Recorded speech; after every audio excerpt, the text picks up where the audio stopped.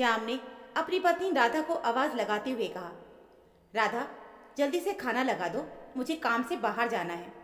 लोग सच ही कहते हैं कि गरीब की किस्मत भी गरीब होती है। राधा, ऐसा क्यों कह रहे हो मीरा के बापू? श्याम, और क्या कहूँ राधा, तुम तो अच्छी तरह जानती हो कि कुछ दिनों के बाद मीरा का विवाह है और फसल अच्छी नहीं हुई, तो इस बार सोचा था कि बढ़िया फसल होगी तो धूमधाम से विवाह करेंगे। अब तो समझ में ही नहीं आ रहा कि क्या होगा और कैसे होगा। अब जाऊंगा साहूकार के पास कुछ पैसे उधार लेने। तुम जल्दी से खाना लगा दो। राधा, तुम उसके पास मत जाओ, उसकी तो आंख है हमारे खेत पर। खेत गिरवी रखोगे तो छुड़वाना मुश्किल हो जाएगा। श्याम, तो क्या करूं, तू ही बता राधा, और कोई रास्ता है क्या? राधा चुपचाप अंदर चली गई और हाथ में एक लाल रुमाल लेकर आई। रुमाल खोलकर उसने श्याम के सामने रख दिया। श्याम, ये जेवर क्यों निकाल कर लाई हो राधा? राधा, खेत तो हमारी माँ है, हमारी रोजी रोटी है। खेत गिरवी रखने से तो अच्छा है कि जेवर बेच दो। श्याम, लेकिन शादी में कुछ गहने मीरा को देने भी तो पड़ेंगे ना। सोना इतना महंगा है कि हम तो खरीद भी नहीं पाएंगे। राधा, 2 चूड़ियाँ और दामाद के लिए अंगूठी मैंने अलग निकाल के रख दी है, और खेत अपने पास होगा तो हम बाद में भी गहने बनवा सकते हैं। मीरा के विवाह हो जाने के बाद एक सूरज ही तो है हमारा, वो अभी बहुत छोटा है। श्याम सोच में पड़ गया और फिर उसे लगा कि राधा ठीक ही कह रही है। खाना खाने के बाद वो कुछ चांदी के और कुछ सोने के जेवर लेकर बेचने के लिए शहर चला गया।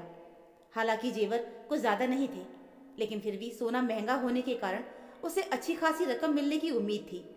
श्याम अपनी साइकिल से चल पड़ा। एक थैला सब्जी का बनाकर उसमें ऊपर और नीचे सब्जियां रख दी और बीच में जेवर छुपा के रख दिए।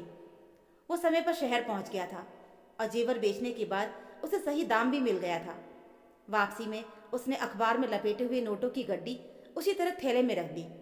रास्ते में उसे एक भिखारी मिला और सब्जी से भरा थैला देखकर उसे कहने लगा कि घर पर बच्चों के खाने के लिए कुछ भी नहीं है, इसमें से कुछ सब्जी दे दो, भगवान आपका बहुत भला करेगा। श्याम ने सोचा कि सारी सब्जियां इसे ही दे देता हूँ। श्याम ने अखबार निकालकर जेब में रख लिया और पूरा थैला भिखारी को दे दिया। भिखारी खुश होता हुआ दुआएं देने लगा और कुछ दूर पर बनी अपनी झोपड़ी में चला गया। श्याम घर पहुंचकर जेब में से अखबार निकालता हुआ राधा से बोला, इसमें पैसे हैं, बक्से में संभाल के रख लो। राधा ने देखा कि अखबार में कोई पैसे नहीं थे। उसने पूछा, कहाँ है पैसे? श्याम ने उसके हाथ से अखबार लेकर देखा तो वो खाली था। वो अपनी जेब टटोलने लगा। जेब में भी रुपए नहीं थे। उसका चेहरा पीला पड़ गया और वो अपने सिर पर हाथ मारकर रोने लगा। राधा ने पूछा, क्या हुआ, क्यों रो रहे हो? रास्ते में कहीं रुके थे क्या? और आपका थैला कहाँ है? तब श्याम को ध्यान आया कि हाँ, रास्ते में एक भिखारी मिला था।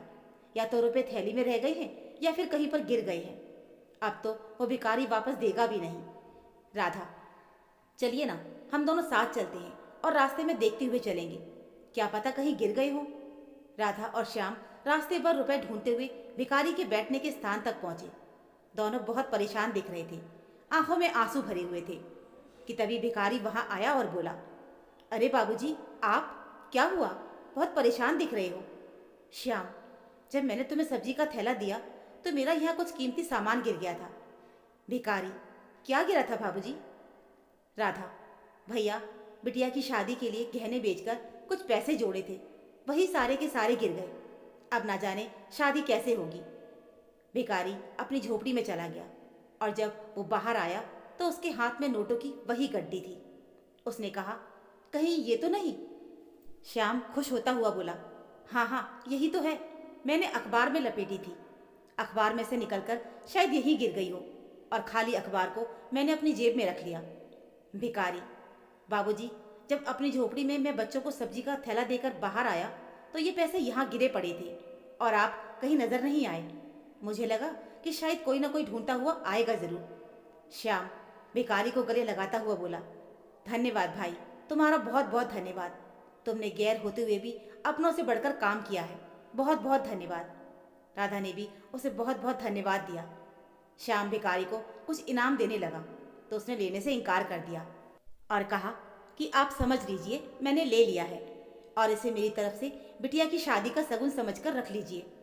श्याम और राधा उसका शुक्रिया अदा करते हुए चले गए और जब मीरा का विवाह हंसी खुशी हो गया तब वो उस भिखारी को भी मिठाई खिलाना नहीं भूले। यही एक गैर था जो उन्हें अपना सा लगने लगा था। तो दोस्तों, ये थी हमारी आज की कहानी।